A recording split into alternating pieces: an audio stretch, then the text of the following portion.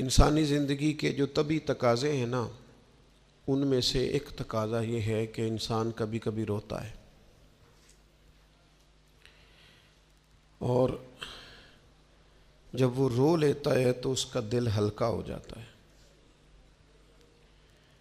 اس کی طبیعت پر جو بوجھ ہوتا ہے وہ اتر جاتا ہے۔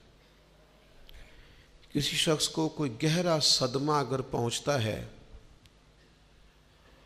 اس کے کسی قریبی کا انتقال ہو جاتا ہے یا وہ کسی آزمائش کا شکار ہو جاتا ہے اور اس کے آنسو نہیں نکلتے، تو لوگ کہتے ہیں یہ بیمار ہو جائے گا۔ اگر یہ رو نہیں رہا تو یہ شدید ذہنی دباؤ کا شکار ہو جائے گا۔ انسان روتا ہے، آنسو نکل آتے ہیں، تو اس کی طبیعت سے بہت ساری چیزیں، بہت سارا بوجھ ہٹ جاتا ہے۔ رونا اللہ تعالیٰ نے انسانی فطرت کا تقاضا بنایا ہے کہ جس طرح وہ خوش ہوتا ہے، ہنستا ہے، تو اس کے چہرے سے وہ چیزیں آشکار ہوتی ہیں، تو اسی طرح جب وہ رو پڑتا ہے اور آنسو اس کے رخساروں سے چھلک آتے ہیں تو یہ اس کے غم کا اظہار ہوتا ہے۔ ہمارا یہ مسئلہ ہے کہ روتے بہت زیادہ ہیں لوگ، اور کثیر تعداد میں آنسو بہاتے ہیں، لیکن منظر تکلیف کا یہ ہے کہ بندے بندوں کے لیے روتے ہیں، بندے دولت کے لیے روتے ہیں، اقتدار کے لیے روتے ہیں، من چاہی زندگی کے لیے روتے ہیں، بندے حصول زر کے لیے روتے ہیں۔ ہمیں کہا گیا تھا رو، لیکن رونا اللہ رسول کے لیے۔ ایک تو بندوں کے لیے نہیں رونا، اور ایک بندوں کے سامنے نہیں رونا۔ رونا ہے تو اللہ کے لیے، اس کے محبوب کی محبت کے لیے، اور چونکہ یہ معاملہ ہی اللہ رسول کے ساتھ ہے تو پھر بندوں کے سامنے کیا رونا؟ جب ان کے لیے رونا ہے تو پھر ان کی بارگاہ میں رونا ہے۔ ہم جس معاشرے میں آج آنکھیں کھولتے ہیں اور دیکھتے ہیں تو اس معاشرے کا ایک بہت بڑا مسئلہ غیر سنجیدگی ہے، ہنسنا ہے، اور غیر سنجیدہ ہنسنا ہے، مزاح سے ہٹ کر آگے نکل کر دل لگی سے آگے جا کر ہم مذاق کے عادی ہو گئے، اور مذاق بھی اس طرح کا کہ ہم دوسروں کی توہین کرتے ہیں، ہم دوسروں کو اذیت پہنچاتے ہیں، دوسروں کی کسی چیز کا ذکر کر کے اس کا مذاق بناتے ہیں۔ قرآن مجید سورہ توبہ میں ارشاد فرماتا ہے فَلْيَضْحَكُوا قَلِيلًا وَلْيَبْكُوا كَثِيرًا، فرمایا انہیں چاہیے تھا کہ تھوڑا ہنستے، وَلْيَبْكُوا كَثِيرًا، اور زیادہ روتے۔ چاہیے تھا کہ ہنسنا کم کرتے، رونا زیادہ کرتے، لیکن ہمارے ہاں بات بات پہ ہنسنا، مذاق بنانا، مذاق اڑانا، نتیجہ کیا ہے؟ حضور علیہ السلام نے فرمایا بہت زیادہ ہنسنا دلوں کو مردہ کرتا ہے۔ انسان روئے، اس کے آنسو نکلیں اللہ کے لیے، اس کے محبوب کی محبت کے لیے۔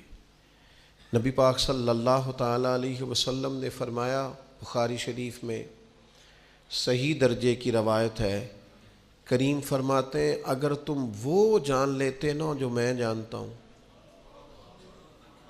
اگر تمہیں اس کا علم ہوتا نا جس کا مجھے علم ہے، تو فرمایا تم رویا کرتے، تمہاری کیفیات اور ہو جاتی۔ بعض اوقات کچھ لوگ غیر سنجیدگی کا مظاہرہ کرتے ہیں، ہنستے ہیں، شغل بناتے ہیں، بہت سارے کام ایسے ہیں، بہت سارے فیوز و برکات ایسے ہیں جو انہیں ملنے ہوتے ہیں، نہیں مل پاتے، تو وہ غیر سنجیدگی طبیعت کی، لہجے کی غیر سنجیدگی، ان سے وہ فیوز و برکات اٹھا لیتی۔ میں دوستوں سے کہتا ہوں، آپ کسی جگہ محفل میں جاتے ہیں، آپ کسی دینی اجتماع میں جاتے ہیں، لیکن رستے میں اگر آپ شغل کرتے ہوئے جا رہے ہیں، ہنستے ہوئے جا رہے ہیں، آپ نے کیا فائدہ حاصل کیا؟ آپ جہاں بھی جا رہے ہیں موبائل آپ کا آن ہے، موبائل دیکھ رہے ہیں، موبائل چلا رہے ہیں، موبائل ہی چل رہا ہے، تو آپ نے کیا سنجیدگی حاصل کی؟ پایا کیا؟ ہر کام صرف موبائل کے سٹیٹس کے لیے کیا ہے؟ تم اگر وہ جان لیتے جو میں جانتا ہوں، اصحاب صفا کے پاس قرآن مجید کی کوئی آیت تلاوت کی گئی تو وہ رونے لگے، صحابہ رو پڑتے تھے، اللہ کے خوف سے، خشیت سے رو پڑتے تھے۔ کوئی آیت تلاوت کی گئی، اصحاب صفا رو پڑے، ان کو روتا دیکھ کر حضور بھی آئے اور اللہ کے رسول کی آنکھوں میں بھی آنسو آئے۔ اور پھر اللہ کے حبیب علیہ السلام نے اس عمل کا اظہار فرمایا۔ حضور فرمانے لگے جو آنکھیں رب کے خوف سے آنسو بہاتی ہیں نا، ان کو اللہ پھر دوزخ پر حرام کر دیتا ہے، پھر وہ جہنم میں نہیں جایا کرتا۔ وہ اللہ کے خوف سے چھلک پڑی، جذبات ابل کر باہر آ گئے۔ سعادت مند لوگ ہوتے ہیں، سعادت مند۔ نبی پاک علیہ السلام نے فرمایا، ترمذی میں موجود ہے، حضور فرماتے ہیں 3 باتیں خوش بختی کی علامت ہیں۔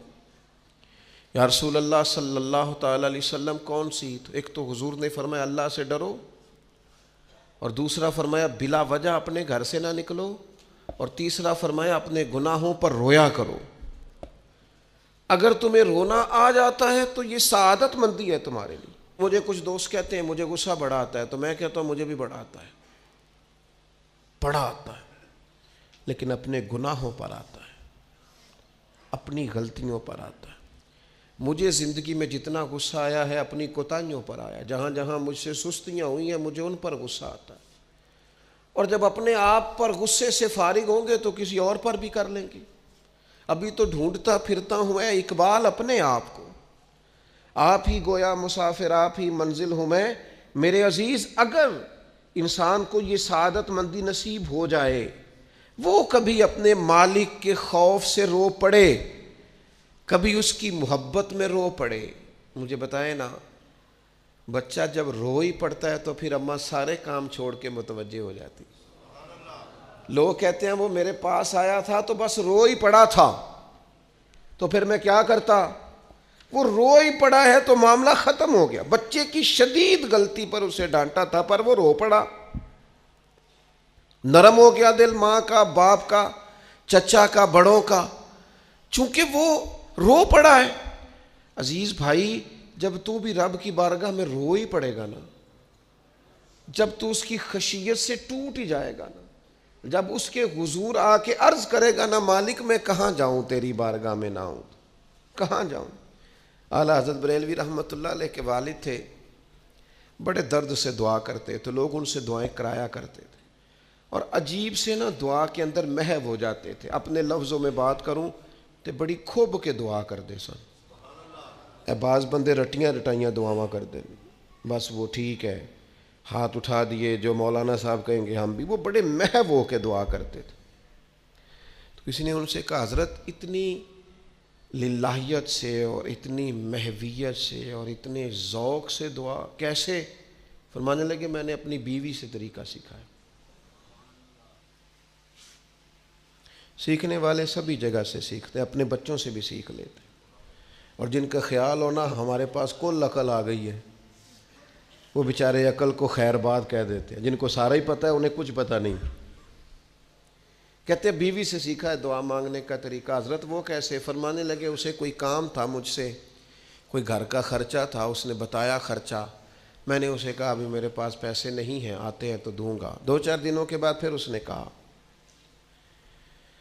میں نے کہا تھا گھر کے خرچے کے لیے کچھ پیسے، تو فرماتے ہیں میں نے کہا ابھی میرے پاس نہیں ہے، آتا ہوں تو دیتا۔ عورتوں کی عادت ہوتی ہے بار بار یاد کرانا، کہتے اس نے پھر یاد کرایا، وہ میں نے گزارش کی تھی کچھ پیسے چاہیے، فرماتے مجھے غصہ آ گیا۔ میں نے کہا تو کیا روز ایک ہی بات کرتی ہے، تجھے کہا ہے نا ابھی پیسے نہیں ہیں، آتے ہیں تو دے دوں گا۔ ہر روز یاد کرانے کا کیا مطلب ہے؟ ایک ہی بات کا رٹا لگایا، پیسے چاہیے، پیسے ٹھیک ہے، خرچ ہے، آپ ٹھیک کہہ رہی پر ابھی نہیں میرے پاس۔ کہتے میں نے ڈانٹ دیا۔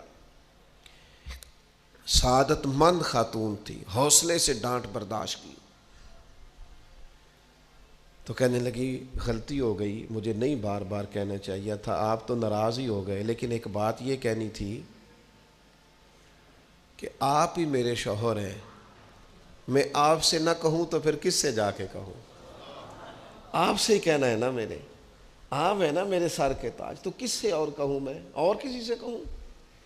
شیخ فرماتے ہیں میرے ہاتھ میں کچھ چیز تھی، ہاتھ کانپا، وہ چیز گری، چھم چھم میرے آنسو ٹپکے۔ چھم چھم میں رو پڑا۔ تو خاتون کہنے لگی آپ کیوں روئے، کیا ہوا؟ تو فرمانے لگے مجھے تو رب سے مانگنے کا طریقہ تو نے سکھا دیا، جب میں اس کی بارگاہ میں عرض کروں گا نا مالک بڑے دروازوں پہ گیا ہوں کوئی نہیں میری سنتا، بڑے درد کے ساتھ میں نے کہا ہے پر فریاد کو کوئی نہیں پہنچا، اے اللہ تو ہی میرا رب ہے، پھر تجھے نہ کہوں تو کس کی بارگاہ میں جا کے کہوں؟ میں بیمار ہوں اور شفاؤں کے لیے ترس گیا ہوں، میں مقروض ہوں اور جان چھڑانے کے لیے ترس گیا ہوں، میں کمزور ہوں اور سعادت پانے کو ترس گیا ہوں، میں بے کیف ہوں اور سجدوں کی لذت کے لیے بے چین ہو گیا ہوں، میں بے کیف ہوں اور چاہتا ہوں میرا قرآن پاک کی تلاوت سے دل لگے، پر مالک جب توفیق تو دینے والا ہے تو پھر تجھ سے نہ کہوں تو میں کس سے جا کے کہوں؟ نبی پاک صلی اللہ تعالی علیہ وسلم نے فرمایا 2 آنکھیں دوزخ میں نہیں جائیں گی۔ یا رسول اللہ صلی اللہ علیہ وسلم اتنا کرم، وہ 2 آنکھیں کون سی ہیں؟ فرمایا ایک وہ جو اللہ کی راہ میں رات جاگتی رہی، کسی سرحد پر پہرا دیا، کوئی ڈیوٹی کی، کوئی خدمت کی راہ خدا میں، جو آنکھیں بیدار رہیں راہ خدا میں، دوزخ میں نہیں جائیں گی۔ اور دوسرا فرمایا جو رب کی یاد میں رو پڑی، جس سے خشیت آئی، جو ڈر گیا پر ڈرا اللہ کے لیے، آنسو فار سیل نہ ہو، کوئی اداکاری کا ماحول نہ بنائے، وہ اس طرح نہ ہو رو رو کے دعا، رکت انگیز دعا، اور فلاں کیا بات، فلاں کے بڑا رلایا اور فلاں میں بڑا درد تھا اور فلاں کے آنسو نکل آئے اور پیر صاحب قبلہ رو ہی پڑے، فار سیل نہ ہو چیزیں، اداکاری نہ ہو، اس کی طبیعت پر پورا اثر ہو۔ اور جب خشیت کے ساتھ وجود کانپتا ہے، وہ کسی نے کہا تھا کہ آنسو قربت کا سبب ہوتے ہیں، جب آپ کی روح کسی کی روح سے ملتی ہے تب آنسو نکلتے ہیں۔ جب تو اللہ سے پورا جڑ جاتا ہے نا، جب رسول کائنات کی بارگاہ سے تیری پوری توجہ لگ جاتی ہے، پھر آنسو بن کر دل تے پار پوے جس ویلے ادو پار بناون اکھیاں، بے درداں محبوباں دے سارے ناز اٹھاون اکھیاں۔ عزیز دوست، جب آپ پورے طور پر جڑ جاتے، او یارو کتنا روئے ہیں مسلمان اقوام متحدہ کے سامنے جا کے، کتنی قراردادیں پیش کی تم نے سلامتی کونسل میں، حتیٰ کہ مسلمانوں کے جو امیر ملک تھے ان کی تنظیمیں بنی، کوئی مسلمانوں کی داد رسی کو نہیں پہنچا۔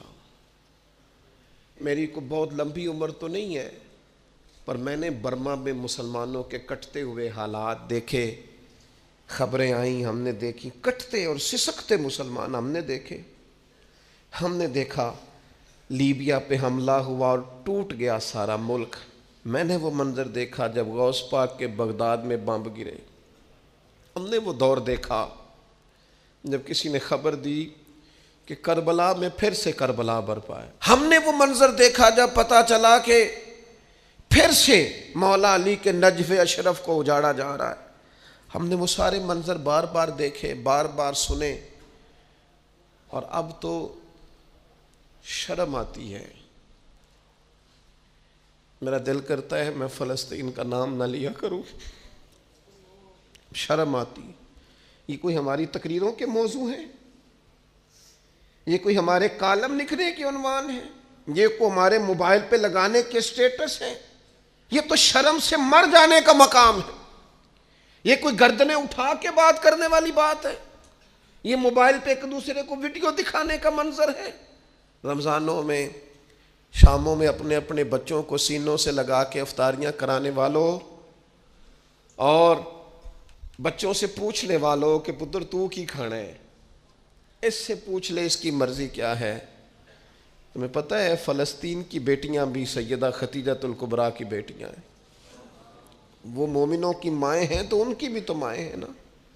فلسطین کی بہنیں بھی صبح قیامت حضرت فاطمہ کے پلو میں پناہ لیں گی۔ نبی پاک صلی اللہ تعالی علیہ وسلم نے فرمایا من اذا مسلمن فقد اذانی، میں کیسے وہ بات آپ کے دلوں تک اتاروں کہ حضور نے فرمایا جب میرے مسلمان کو تکلیف ہوتی ہے تو مجھے تکلیف ہوتی ہے، مجھے درد ہوتا ہے۔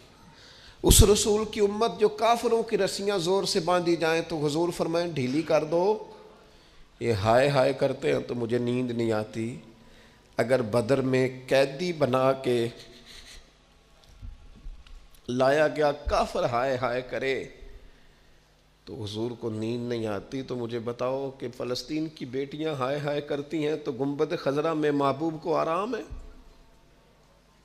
میرے عزیز، بے حسی کی زندگی، چھوٹے موٹے بیانات، تو بھی کہہ دے تھوڑا سا فلانے کا بیان نہیں آیا، کیا کرنا ہے بیان دے کے، کیا بات کرنی ہے تذکرہ کر کے؟ دوستو آؤ رو کے دیکھ لیا ساری دنیا کے سامنے، کچھ رب کے سامنے رو کے نہ دیکھ لے؟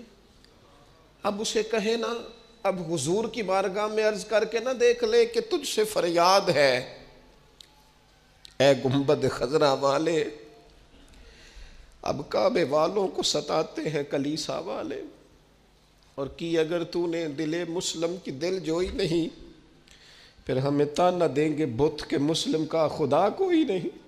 اب اللہ رسول کی بارگاہ کی طرف رجوع نہ کر لیں، اب چھوڑ نہ دیں سیاستدانوں کے گلے، اب چھوڑ نہ دیں دنیا اقوام متحدہ کی بات اور سلامتی کونسل کی بات، اب اپنے اللہ کی جانب رجوع نہ کریں۔ دیکھو نا، نبی پاک صلی اللہ تعالی علیہ وسلم نے ہمیں فرمایا تمہارے آنسو قدر والے ہیں، رب رسول کی بارگاہ میں بہانا، ان کو ضائع نہ کرنا۔ عزیز بھائیو، یہ آنسو جو اللہ رسول کی بارگاہ کی طرف بہتے ہیں یہ اللہ کی رحمت کو متوجہ کرتے ہیں، یہ مالک کریم کے کرم کو مائل کرتے ہیں۔ ہمارا مسلح آباد ہونا چاہیے۔ وہ مجھے ایک دوست کہنے لگے صرف دعا کریں فلسطین کے لیے، آپ نے کہا جم کے دعا کریں، صرف دعا کرنے سے کیا ہوتا ہے؟ میں نے کہا دعا کرنے سے پہاڑ ہل جاتے ہیں اپنی جگہ سے۔ میرے رسول پاک رات کو دعا کریں تو صبح فاروق اعظم جیسے لوگ آ جاتے ہیں دین اسلام۔ نبی پاک علیہ السلام رات دعا کریں نا، دعا، اور بدر کی رات حضور دعا کریں تو اللہ 7,000 فرشتوں کو بھیج دیتا ہے مسلمانوں کی مدد کے لیے۔ صحابہ فرماتے ہیں میدان بدر میں ہم کسی کو قتل کرنا چاہتے تھے لیکن اس کی گردن پہلے سے کٹ کے گر جاتی تھی، فرشتے آئے ہوئے تھے۔ آج ہمارے ساتھ اللہ کی مدد ناراض ہو گئی ہے، ہم سے رب کی مدد ناراض ہے۔ ہماری مجموعی غلطیاں، قومی کوتاہیاں، بددیانتیاں، رشوت خوریاں، ہمارے جھوٹ، ہماری بد اخلاقیاں، مجموعی طور پر سوسائٹی کی مادہ پرستی، اخلاقی رویوں کی گراوٹ، لوٹنا، اپنا حصہ وصول کرنا، جگہ جگہ پہ کمیشن مقرر کرنے، ہر شخص کا ذات کے لیے سوچنا، اللہ کی مدد پھر روٹ جایا کرتی ہے، ناراض ہو جایا کرتی ہے۔ سب سے ضروری کام یہ ہے، سب سے ضروری کام کہ اللہ کی مدد شامل ہو۔ سب سے، ایک صحابی تھے، ایک جگہ انہیں شہید کیا جا رہا تھا تو کافر چاہتے تھے کہ ہم ان کی لاش کو معاذ اللہ ثم معاذ اللہ بے حرمتی کریں۔ انہوں نے عرض کی مالک تو میرا مددگار ہے، اس بیابان جنگل میں میری مدد کرنا۔ شہد کی مکھیاں آ گئیں، ان کے پورے وجود کو چھپا لیا، کوئی چیز قریب آئی نہیں، اور لوگ کہتے ہیں مکھی اٹھ کے بیٹھے تو زخمی کر دیتی ہے، لیکن وہ اٹھ کے گئیں تو وجود پہلے سے زیادہ تر و تازہ تھا۔ اللہ نے محفوظ کر لیا وجود ان لوگوں کا، اللہ نے حفاظت فرمائی، اللہ کی مدد شامل تھی، اللہ کی مدد۔ ایٹم بم تم نے بنا لیے، ہتھیار تم نے سجا لیے، دولتیں تم نے جمع کر لی، بڑے بڑے تم نے ادارے قائم کیے، اب ایک کوشش اور بھی کرو، رب رسول کی بارگاہ میں رو تاکہ تمہیں اللہ کی مدد بھی ملے، تمہارے اندر حوصلہ بھی پیدا ہو، تمہارے اندر شعور بھی بلند ہو، اپنی ذات سے اٹھ کر سوچنے کی تمہیں طاقت بھی میسر آئے۔ میرے عزیز، اگر اس کی بارگاہ میں رونا آ جائے نا، اس کی بارگاہ میں اسے منانا آ جائے تو پھر تو کیفیات ہی کچھ اور ہو جاتی ہیں۔ کتنا کو روئیں بھلا؟ حضور فرماتے ہیں بہت لمبا تم نہ بھی نہ رونا، اگر مکھی کے یا مچھر کے پر کے برابر بھی تمہارے آنسو نکل گئے نا، میں اب اس سے زیادہ کیا آپ کی بارگاہ میں بات عرض کروں۔ حضور فرماتے ہیں ایک مکھی اور مچھر کے پر کے برابر بھی تیری آنکھ سے آنسو نکل آیا، شرط یہ ہے نکلے ریاکاری کے لیے نہیں، نکلے اللہ کی رضا کے لیے، اس کی خشیت میں نکلے۔ فرمایا اگر مکھی کے پر کے برابر بھی تو رو پڑا تو اللہ تعالیٰ تیرے لیے دوزخ سے آزادی لکھ دے گا۔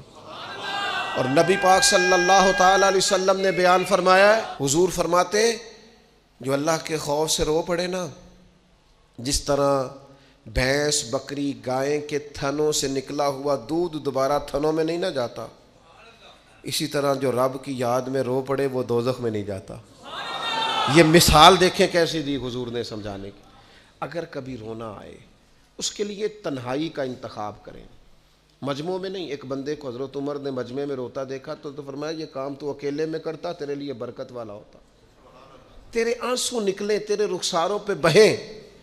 اور شیر خدا تو شیر ہے نا، حضرت مولا علی شیر خدا فرماتے ہیں اگر تیری آنکھوں سے کبھی آنسو نکلے نا اللہ کی یاد میں، حضور کی محبت میں، تو فرمایا ان آنسوؤں کو پوچھنا نا، ان کو چہرے سے صاف نہ کرنا، یہ تو آنسو اس قابل ہیں کہ تیرے رخساروں پہ رہیں، یہ تو روشنی ہے تیرے چہرے کی، ان کو پوچھنا نا۔ حضرت علی رضی اللہ تعالیٰ عنہ نصیحت کرتے ہیں انہیں رہنے دے، یہ آنسو بڑا قیمتی ہے، یہ نکلا تیری آنکھ سے ہے پر کسی کا ہو کے نکلا ہے، نکلا تیری آنکھ سے ہے پر کسی کے لیے نکلا، نکلا تیری آنکھ سے ہے پر اس نے تجھے بتایا ہے کہ تیرے وجود میں، تیری دھڑکنوں میں، تیرے جذبات میں کسی اور کا بھی حصہ ہے، یہ رب رسول کی رضا کے لیے چھلکا ہے۔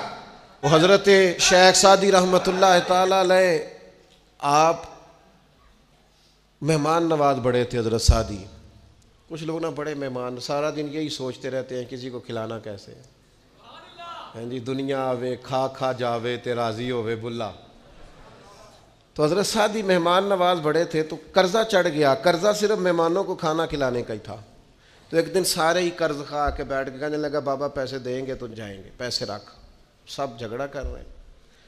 تو حضرت سعدی کہتے ہیں وہ مطالبہ کر رہے ہیں پیسے دو اور مجھے ٹینشن ہے ان کو کھلایا پلایا کچھ نہیں۔ تھوڑی دیر گزری تو ایک بچہ آ گیا کچھ بیچتا بیچتا، اس نے آ کے کہا نوجوان نے کہ جناب میں مجمع دیکھتے ہیں تو بعض لوگ بیچنے والے آ جاتے ہیں، اس نے وہ چیز بیچنے کے لیے سامنے کی تو کہنے لگا لینی ہے، تو حضرت فرمانے لگے میرے مہمانوں کو دے دو کھا لیں۔ انہوں نے دے دی، اب وہ کہنے لگا پیسے، تو حضرت بڑے پریشان ہوئے، کہنے لگے بیٹا آپ بھی بیٹھ جائیں، یہ بھی سارے پیسے لینے ہی آئے ہیں، ان کو ملیں گے آپ کو بھی مل جائیں گے۔ تو وہ نوجوان رو پڑا،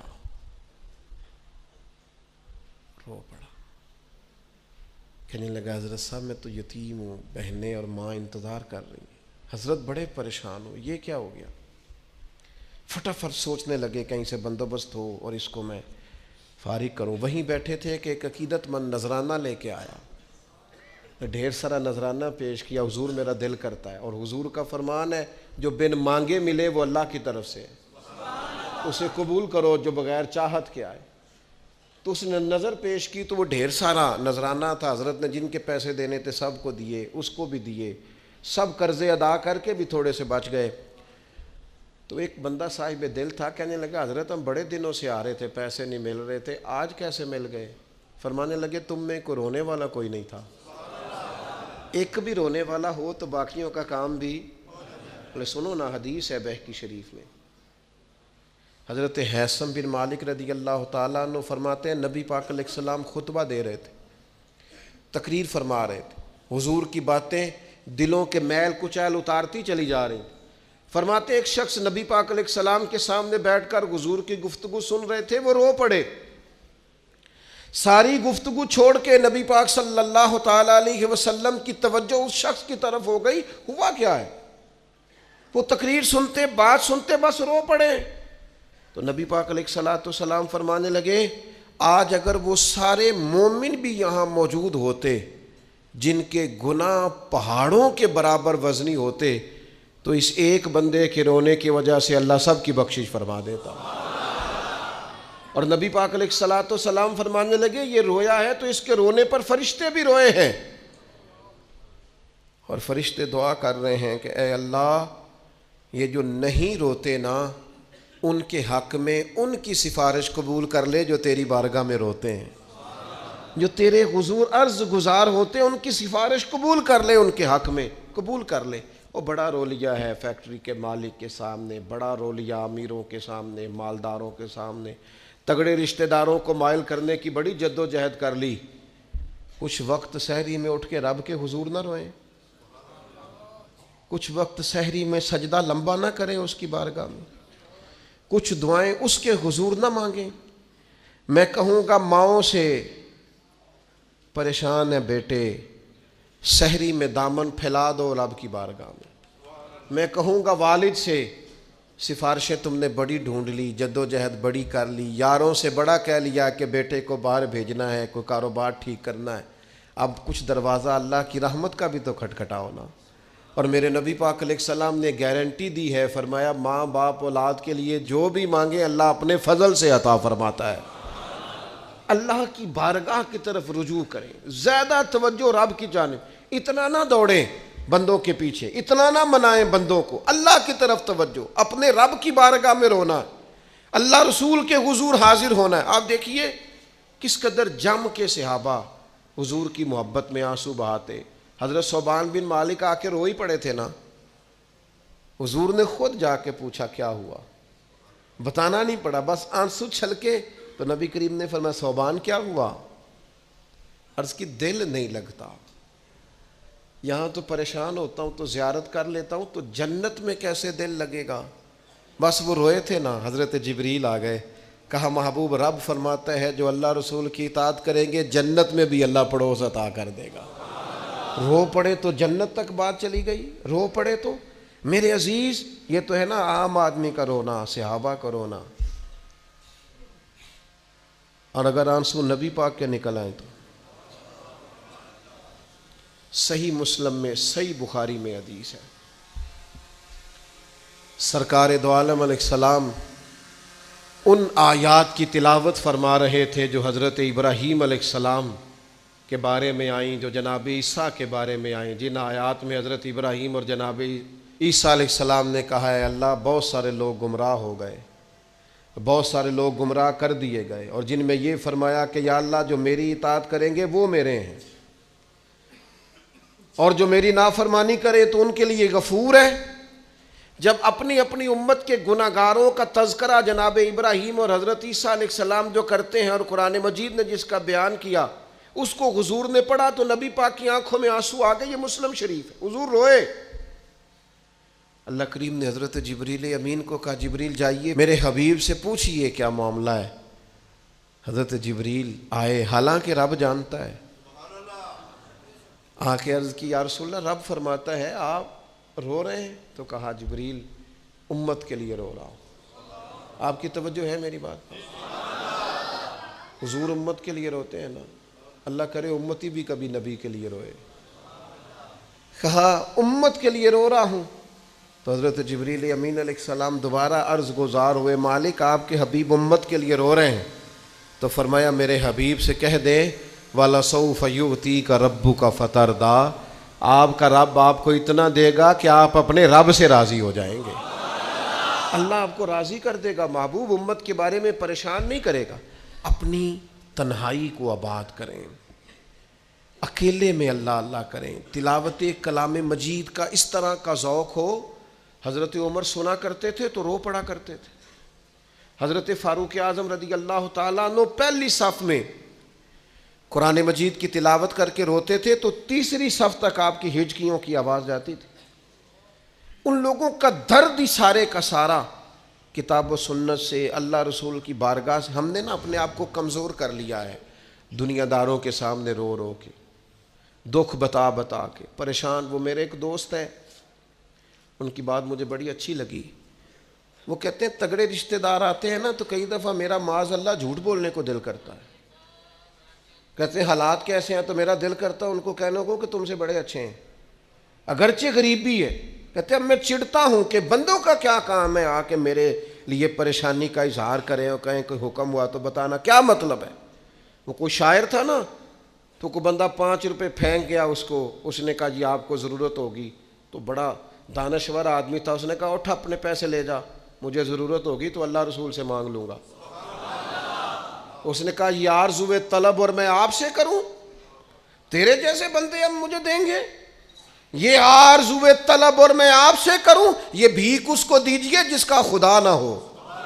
میں رب رسول کی بارگاہ میں رو لوں گا، مجھے اللہ کی بارگاہ سے ملو۔ کتنا ملے گا؟ وَيَرْزُقْهُ مِنْ حَيْثُ لَا يَحْتَسِبُ، اتنا ملے گا کہ بندے کا گمان بھی نہیں ہوگا۔ ایک بہت بڑا سیٹھ آ گیا ایک دفعہ ہمارے بزرگوں کے پاس، بہت بڑا مالدار امیر کبیر آدمی، تو ہاتھ ڈال کے کوٹ میں کہنے لگا مدرسے کا کتنا کو خرچہ ہے؟ فرمانے لگے آپ بات کریں۔ کہنے لگا جی میرا خیال ہے آپ سارا میرے ذمہ ہی لگا دیں، 100 200 400 روپے آپ چھوڑ دیں۔ تو فرمانے لگے آپ دیں گے پھر حساب بھی کریں گے، ہمیں وہ رب دیتا ہے جو بے حساب ہی دیتا ہے اور حساب کی رسوائی بھی نہیں ڈالتا۔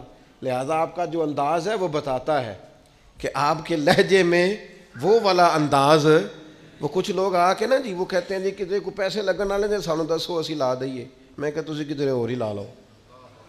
اگر آپ کو کسی پر اعتماد ہی نہیں ہے، آپ کا لہجہ ہی کچھ اور طرح کا ہے، تو اس کا معنی کیا ہے؟ میرے عزیز، لوگ تو تھوڑا دیتے ہیں تو پریشان کرتے ہیں، اس رب کی طرف رجوع کریں جو اتنا دیتا ہے کہ بندے لے لے کے ہی تھکتے ہیں، وہ دے کے نہیں تھکتا۔ اللہ کے حضور اپنے آنسو بہائیں، کچھ وقت عبادات کے لیے رکھیں۔ آپ جتنے بھی انبیاء کے تذکرے پر، حضرت شعیب علیہ السلام بڑا ہی رویا کرتے تھے۔ اللہ کریم نے پوچھا جنت کے لیے روتے ہو کہ دوزخ کے خوف سے؟ کہا مالک میں تو تیرے لیے روتا ہوں، تیری چاہت میں روتا ہوں، تیرے لیے آنسو بہاتا ہوں۔ میرے عزیز، انبیاء ہوں، صلحاء ہوں، اتقیاء ہوں، صحابہ ہوں، اہل بیت ہوں، جم کے آنسو بہے۔ جنہیں رونا آ گیا نا انہیں منانا آ گیا، جنہیں رونا آ گیا ان پہ رحم آ گیا، جن کی آنکھیں چھلک پڑیں وہ محبوب کو پا گئے۔ شرط یہ ہے کہ تنہائی ہو، بندہ اکیلا ہو، رج روئے پر روئے اللہ رسول کے لیے، ان کی بارگاہ میں روئے۔ باہر تو نکلے تو پھر تو منہ دھو کے نکلے نا، آنسو بندوں کو نہیں دکھانے، آنسو اللہ رسول کو۔ میری آپ سے درد سے گزارش ہے، میں نے جیسے کہا نا دعائیں بڑا انقلاب برپا کرتی ہیں، ایک رات صرف میرے کہنے پر 2 رکعتیں نماز پڑھیں، پھر استغفار پڑھیں 70 بار، پھر اتنا ہی حضور کی بارگاہ میں درود و سلام عرض کریں، پھر رج کے روئیں، اللہ سے عرض کریں اللہ اس وطن کے حالات بھی بدل دے، اللہ امت کے لیے بھی آسانی کر دے، اللہ تعالیٰ فلسطین کے مسلمانوں کے لیے خیر فرما دے۔ ہم اگر اجتماعی طور پر اور انفرادی طور پر اپنے رب کی بارگاہ میں دعاؤں کا رشتہ مضبوط کریں گے نا تو وہ بڑا ہی کریم ہے۔ جب اتنے سارے لوگوں کے ہاتھ اٹھتے ہیں نا، میں یہاں بھی کئی دفعہ لمبی دعا کرتا ہوں جمعے کے بعد، سوچتا یہ ہوں اتنا بڑا مجمع ہے، ہزاروں لوگ ہیں، تو ہو سکتا ہے کسی ایک نیک آدمی کی آمین سے کئیوں کا بھلا ہو جائے، کئیوں کے۔ تو جم کے دعائیں کریں، اپنا رشتہ اپنے رب سے مضبوط کریں، ہر روز رات کو اللہ کے حضور حاضر ہو کے اپنے کو حساب کے لیے پیش کریں۔ خوبیاں ہوں تو سجدہ شکر، خامیاں ہوں تو دعا اور استغفار۔ اللہ تعالیٰ عمل کرنے اور سمجھ جانے کی توفیق عطا کرے۔